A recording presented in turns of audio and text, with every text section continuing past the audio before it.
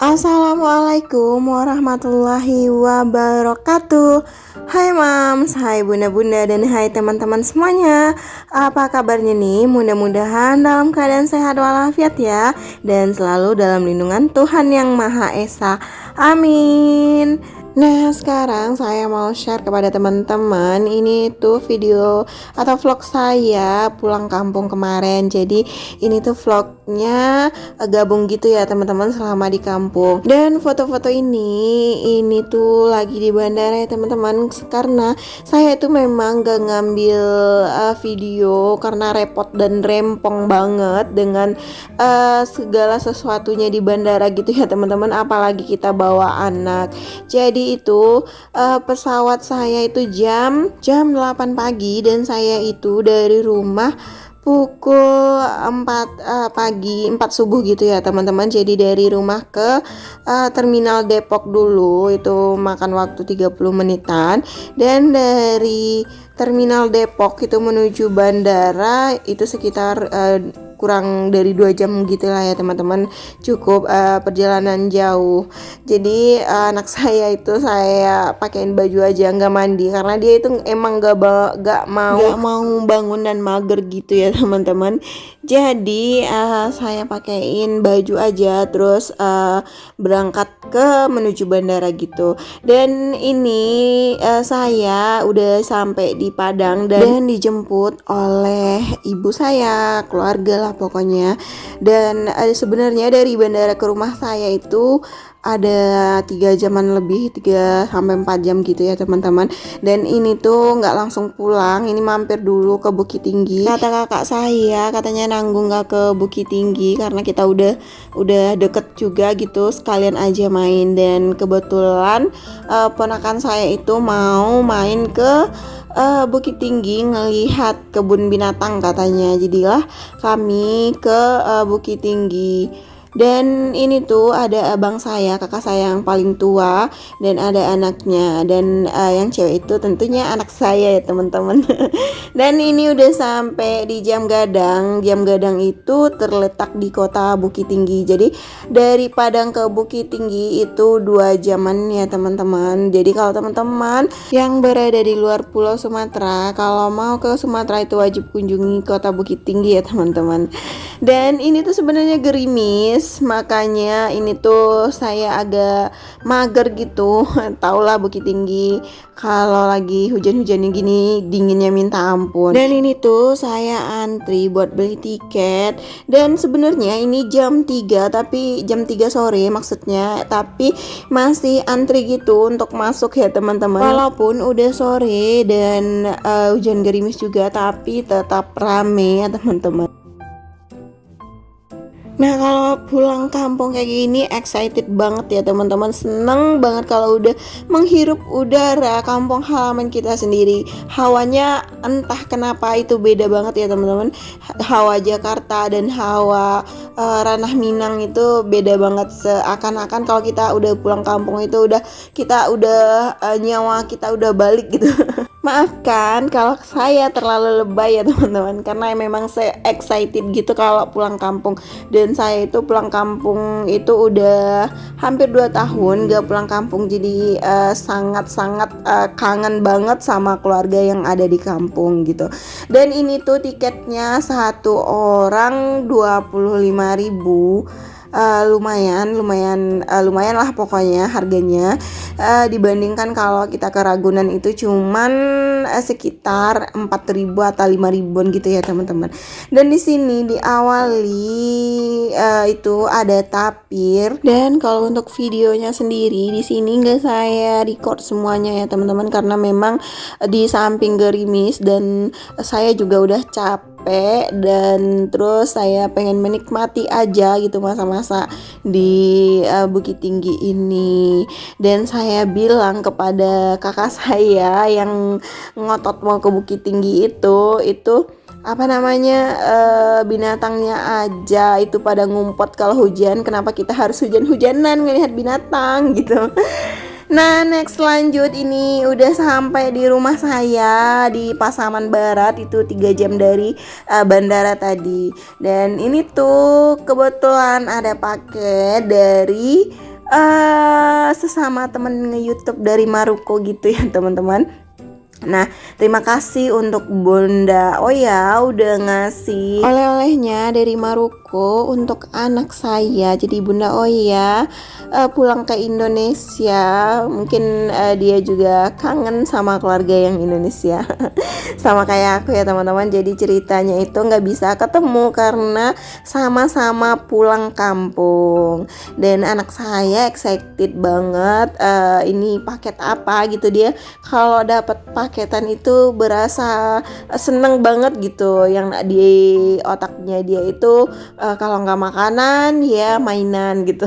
Dan alhamdulillah isinya itu percoklatan, sesuai lah dengan selera anak-anak ya teman-teman. Dia sangat seneng banget dapat coklat dan juga dapat gantungan kunci dari Maroko.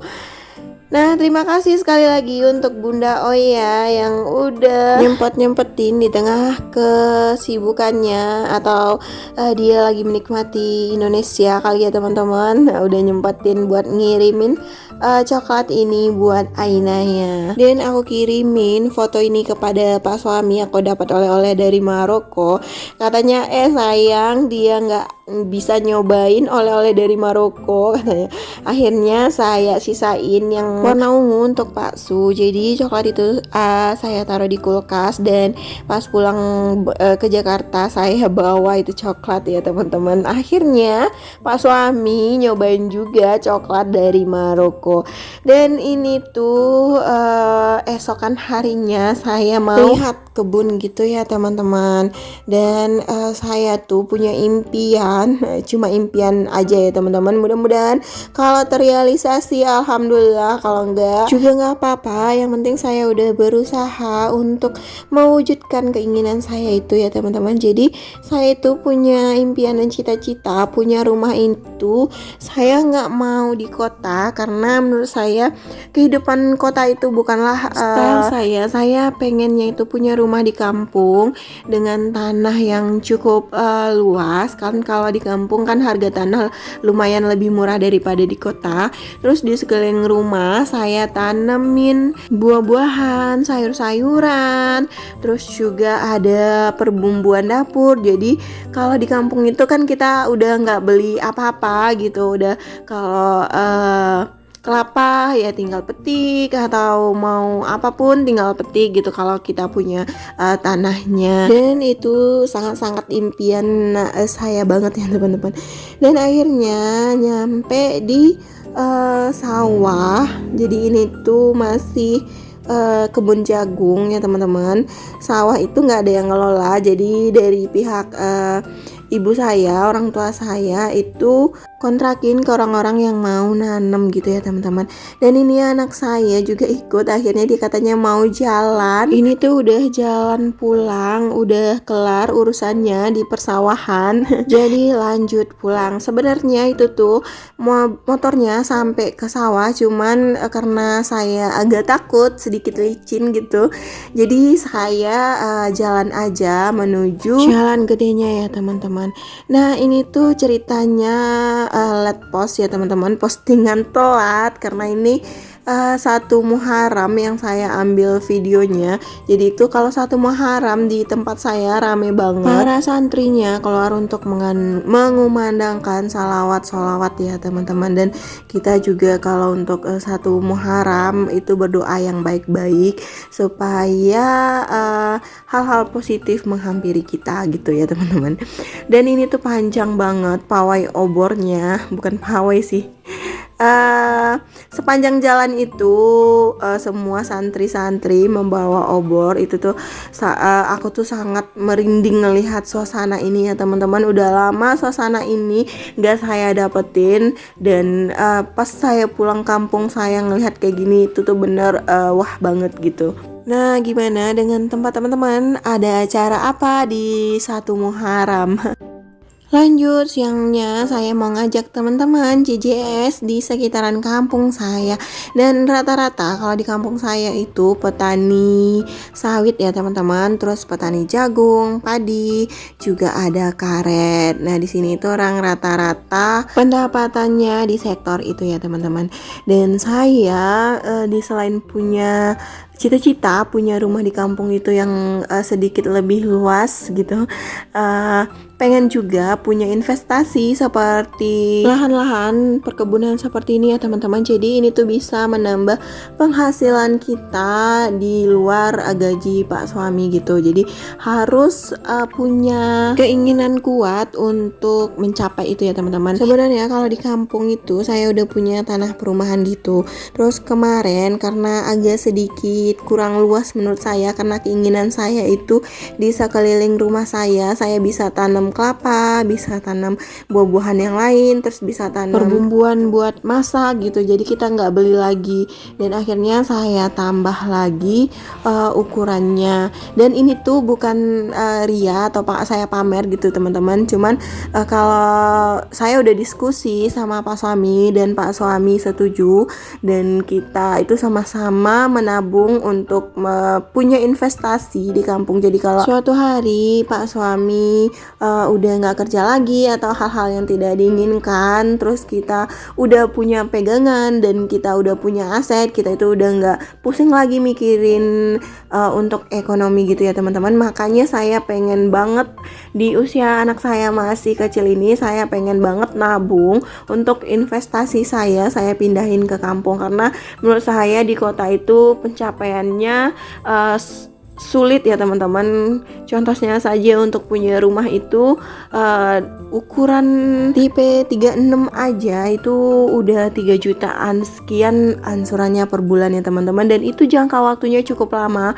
20 tahun. Bayangin teman-teman, 20 tahun kita harus ngutang untuk sebuah rumah, terus kita udah nggak punya investasi lain apa-apa. Rumah itu sendiri itu cukup menurut saya itu cukup sulit untuk saya dan suami, mengingat dan menimbang gaji kami, maksud saya gaji suami saya masih UMR. Makanya saya punya keinginan kalau punya duit itu saya mau ya udahlah investasinya di kampung aja, masih bisa dijangkau sama keuangan kita gitu, dibandingkan kalau kita hidup di kota itu udah mati gaya kalau masih gajinya masih UMR gitu ya teman-teman. Tapi kita selalu berdoa yang baik-baik, kita selalu berdoa kalau rezeki kita dilancarkan, diberikan kemudahan dalam hal-hal finansial.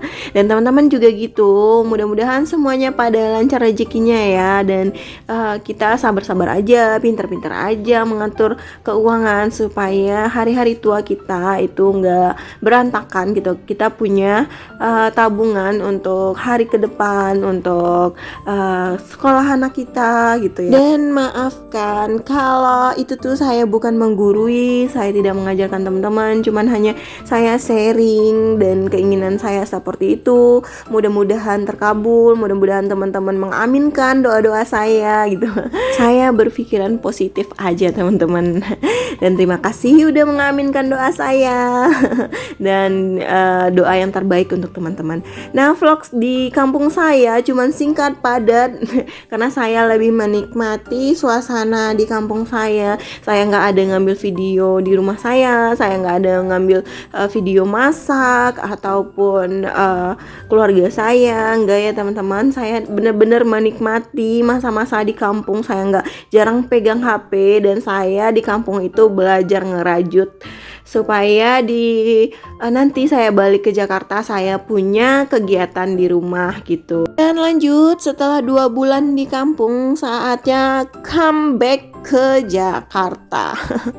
Pak Suami udah berisik nyuruh balik ke Jakarta gitu ya teman-teman. Kalau Pak Suami itu memang kalau saya pulang kampung itu udah kayaknya dia tersiksa gitu. Udah makannya nggak beraturan, terus ngerjain pekerjaan rumah gitu. Dia orangnya nggak semandiri itu ya teman-teman. Jadi apa-apa harus perlu dibantuin untuk persiapan dia kerja gitu.